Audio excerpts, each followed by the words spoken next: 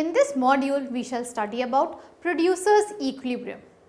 The producers are always faced with the problem of deciding about combination of inputs that should be used for producing a commodity.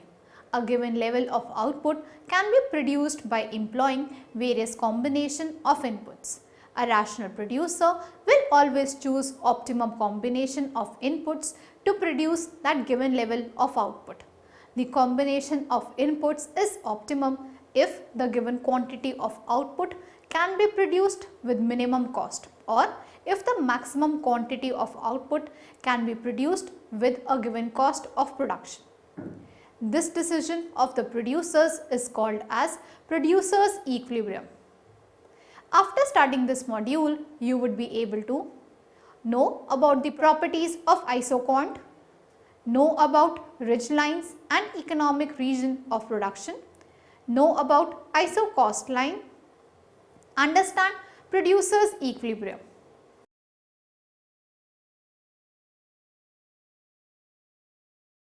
We shall now study about the isoquant.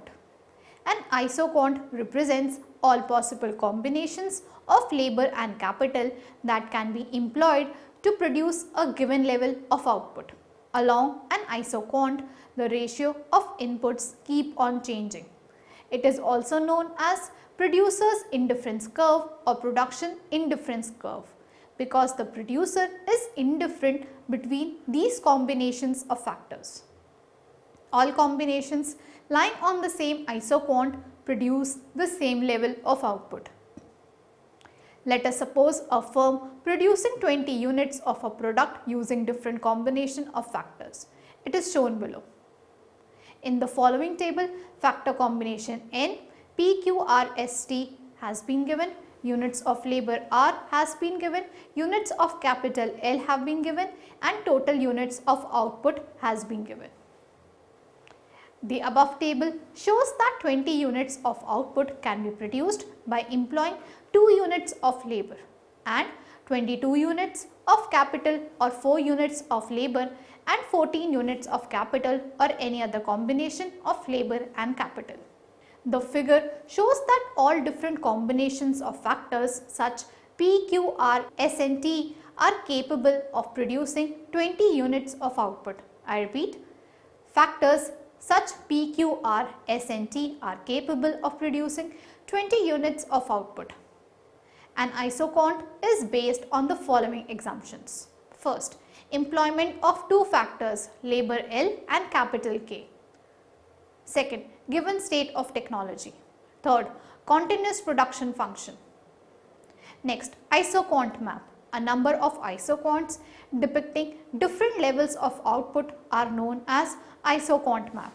Figure shows an isoquant map where isoquant IQ1 depicts the lowest level of output of 20 units, while isoquants IQ2 and IQ3 depict higher level of output of 30 units and 40 units respectively.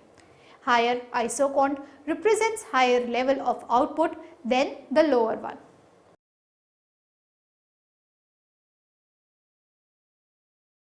Let us now understand the properties of isoquants. The following are the main properties of isoquants. First, isoquants are downward sloping from left to right.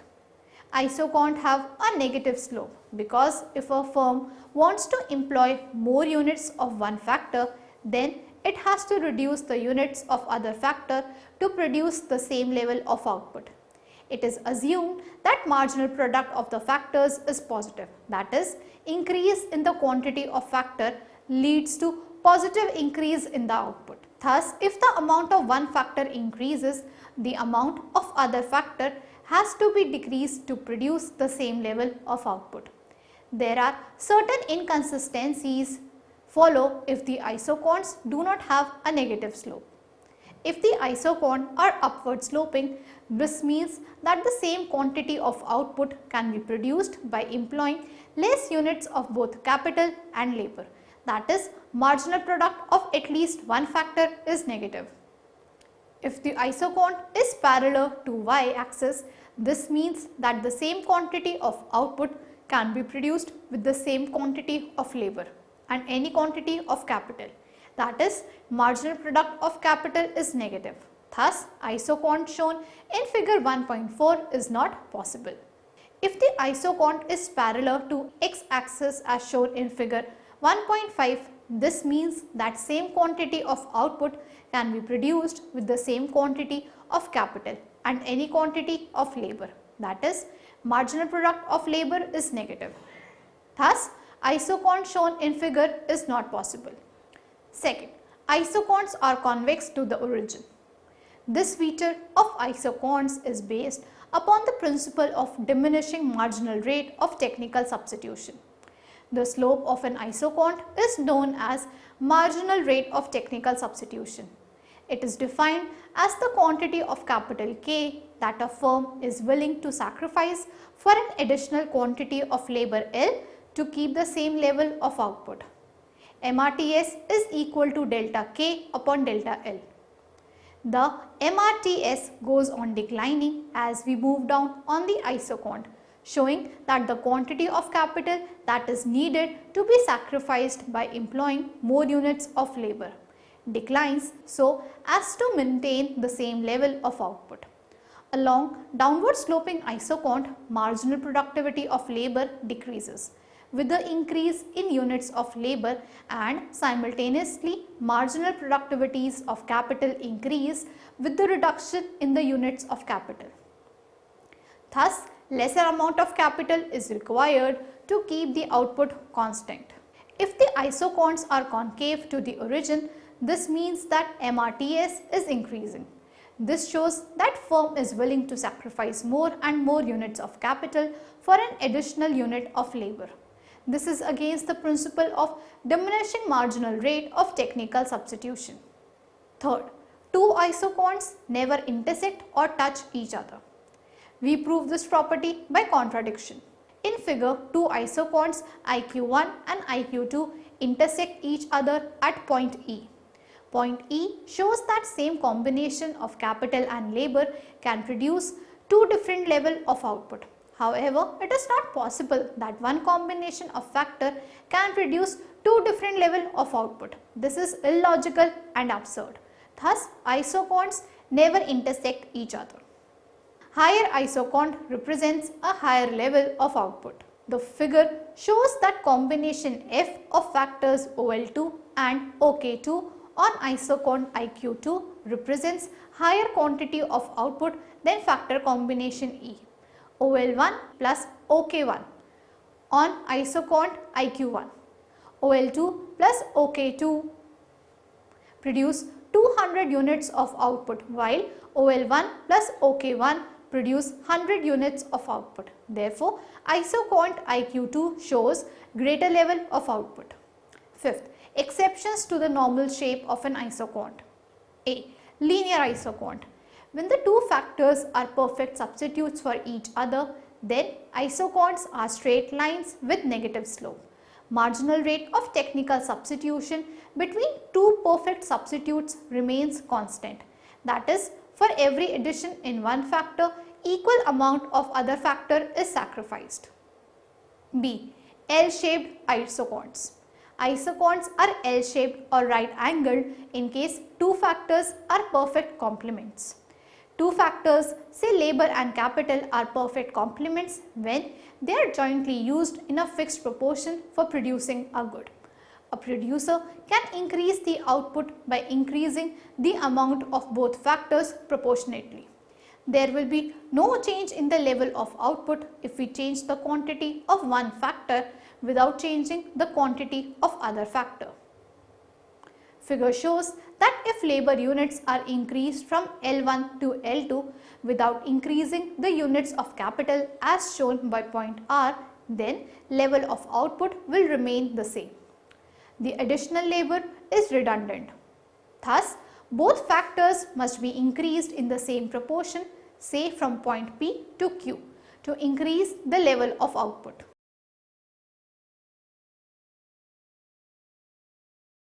Moving further, let us now learn about isoquants and economic region of production. In figure, isoquants are oval shaped. The oval shape of isoquant means that beyond a point, if firm increases the units of a factor, then it will have to increase the units of the other factor to produce the same output level. Over the convex part of the isoquant, if firm increases the units of a factor, then it will have to sacrifice some units of the other factor to maintain the same level of output. As shown in figure, A1, B1 part of the isoquant IQ1 has a negative slope. At point A1, marginal productivity of capital is 0. This means that output cannot expand if firm increases the quantity of capital keeping the quantity of labor constant. The addition of capital is redundant. The capital ridge line is formed by joining the points A1, A2, A3 and A4. At these points, marginal product of capital is 0, that is MPK is equal to 0.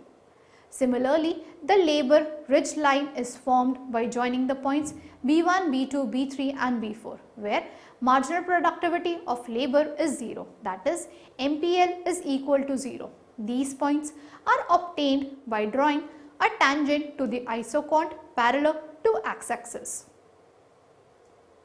Thus, ridge lines are the locus of points of isoquants on which marginal products of factor is 0. The marginal product of capital is 0 at upper ridge line OA and marginal product of labor is 0 at lower ridge line OB. The region inside the two ridge lines formed economic region or technically efficient region of production. Outside the ridge lines, production methods are technically inefficient.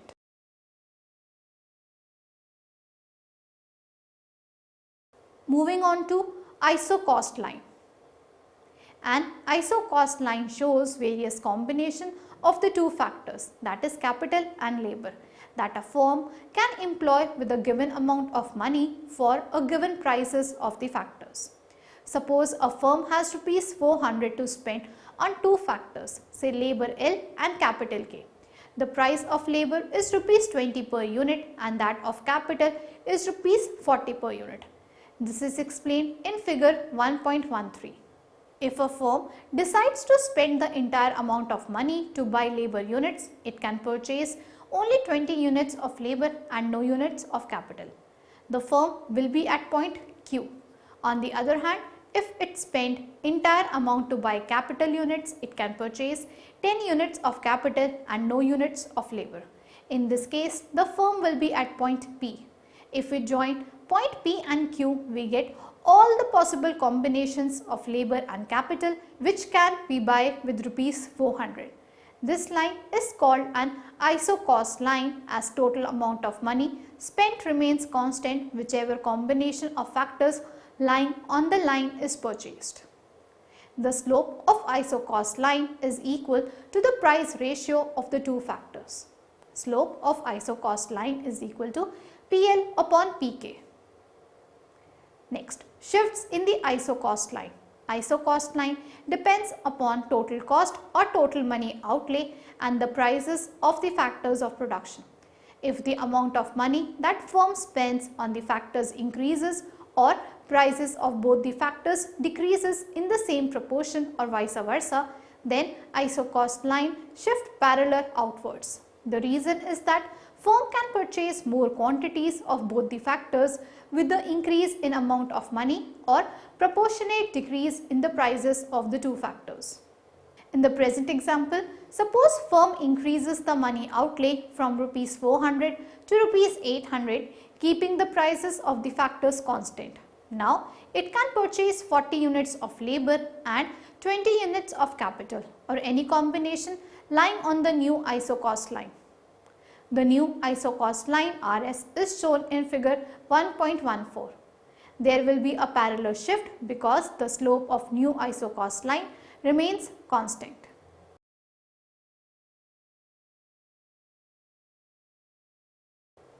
Let us now understand the producer's equilibrium. The basic objective of rational producer is to maximize his profits and produces a given quantity of output with that combination of factors that is optimum. The optimum combination of resources is that first, which minimize the cost of production for producing a given level of output. Second, which produce maximum level of output for a given cost of production. Thus, there are two cases of producer's equilibrium. First, minimization of cost subject to an output constraint. Second, maximization of output subject to a cost constraint. Case first, minimization of cost subject to an output constraint. If the level of output is given and producer aims to minimize the total cost of production, then he will be faced with a single isoquant IQ showing output constraint, B, a series of isocost lines. Higher isocost line represents higher money outlay. All isocost lines are parallel to one another because slope of all isocost line is same as the factor prices remains constant. The producer will be at equilibrium where the given isoquant is tangent to the lowest possible isocost line. In figure, producer equilibrium is at point E where isoquant IQ touch the isocost line RS. Therefore, he will employ OL units of labor and OK units of capital to minimize the total cost. Point above E is not desirable as it implies higher total cost. Point below E is not feasible though desirable as given output cannot be produced with these combinations. Thus, point E is the least cost combination point. At the point of equilibrium E, slope of isoquant and slope of isocost line is equal. Thus, the conditions of producer's equilibriums are: first, slope of isoquant is equal to slope of isocost line. MRTS LK is equal to PL upon PK. MPL upon MPK is equal to PL upon PK. MPL upon PL is equal to MPK upon PK. Second, isoquants must be convex to the, convex to the origin. Case second, maximization of output subject to a cost constraint. If the cost of production is given and producer aims to maximize his output, then he will be faced with: first, an isocost line PQ showing cost constraint. Second, a series of isoquants. Higher isoquant shows higher level of output. The producer equilibrium will be at the point where the given isocost line is tangent to the highest possible isoquant. In figure, point E is the equilibrium point where isocost line PQ is tangent to the isoquant IQ2. Therefore, he will employ OL units of labor and OK units of capital to maximize his output given the cost of production. Any point on higher isoquant IQ3 are desirable but not attainable subject to the cost constraint. Any point on lower isoquant give lesser output. Thus, point E is the equilibrium point. At the point of tangency, slope of isoquant and slope of isocost line is equal. Thus, the conditions of producer's equilibrium are: slope of isoquant is equal to slope of isocost line. MRTS LK is equal to PL upon PK. MPL upon MPK is equal to PL upon PK. MPL upon PL is equal to MPK upon PK. Isoquants must be convex to the origin.